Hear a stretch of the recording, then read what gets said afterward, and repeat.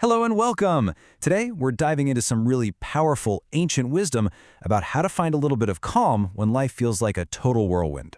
So let's get right into it, because this starts with a feeling we all know way too well. So at the heart of this whole thing is a challenge that every single one of us deals with. The source material we're looking at calls it mental agitation. It's that feeling of being pulled every which way by your thoughts, your emotions, just constantly reacting to everything happening around you. I mean, you know that feeling, right? One minute, everything's amazing, you're on top of the world. And the next, it feels like the floor just dropped out from under you. This isn't some new, modern problem. It's been part of the human deal forever. But the real question is, what if there was a way to find your balance in the middle of it all? Okay, so let's jump into our first piece of wisdom, which actually comes to us as a story.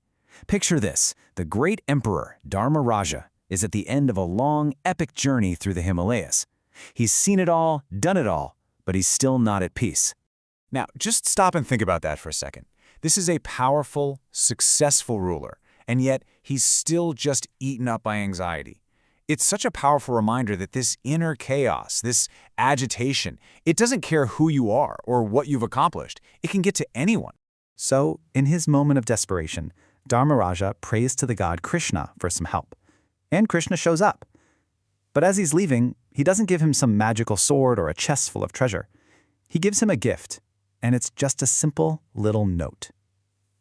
A piece of paper. And the instructions for this note were really specific. This wasn't something you were supposed to read every day. No, this was a special tool, saved only for the most extreme moments, when you're experiencing the absolute highest joy or the deepest, darkest grief. It was meant to be a kind of emotional anchor.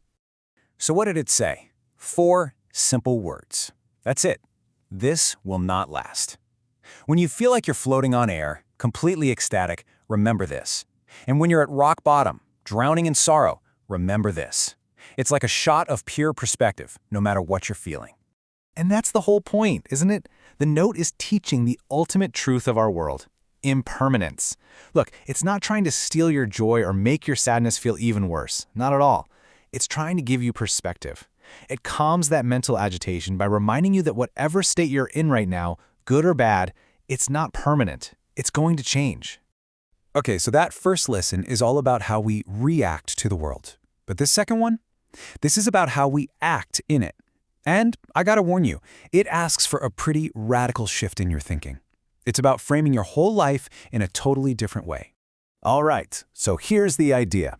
The source suggests we should try looking at our lives as if we're in a prison, serving out a sentence. All the duties we have, our job, taking care of family, even just making dinner, these are all just tasks we've been assigned as part of our sentence. I know, it sounds pretty intense, but stick with me and let's see where this goes. So how does this actually work? Well, it breaks down into a few steps. First, you just accept the duties you've been given, no complaining. Second, you do them, and you do them well, to the absolute best of your ability. But third, and this is the absolute key, you do them without expecting anything back. No reward, no praise, nothing. A prisoner doesn't get a Christmas bonus for mopping the floors well, right? They just do the work.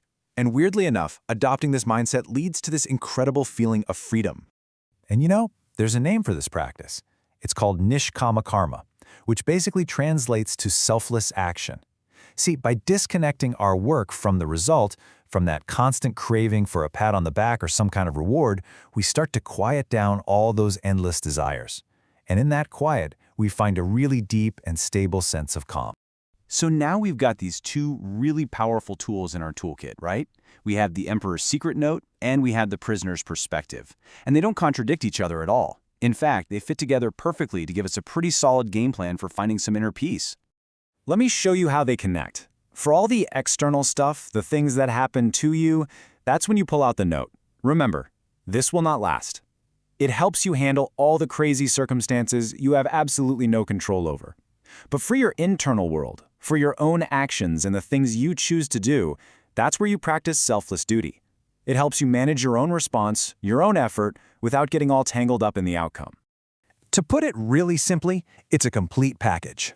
One piece of wisdom helps you deal with the chaotic, unpredictable world out there. And the other one, well, that one helps you deal with the chaotic, unpredictable world in here, inside yourself. So, as we wrap this up, The real challenge is figuring out how to actually use this stuff, right? So I'll just leave you with this to think about. Forget about getting praised, forget about getting a reward. Just for a moment, forget about what's in it for you. What is one small duty, one single task you can do today just for the simple satisfaction of doing it well?